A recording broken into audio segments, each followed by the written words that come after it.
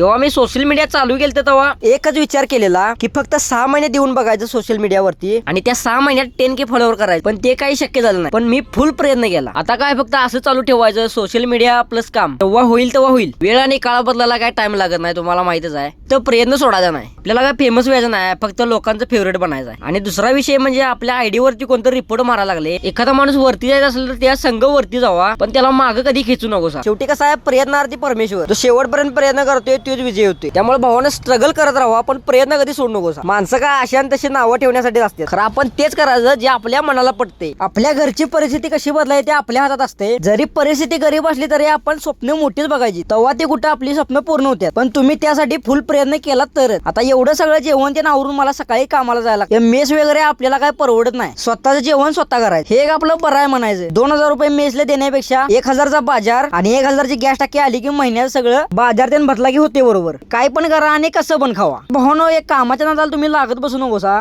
ते कसं आहे, दुसऱ्याच्या तर राबून आपल्याला काहीच फायदा नाहीये. त्यामुळे कसं आहे, आपला स्वतःचा काहीतरी बिझनेस तयार करा. व्हिडिओ आवडला असेल लाईक करा, शेअर करा आणि काम करा. जाताना तुमच्या भावाला फॉलो करून जावा.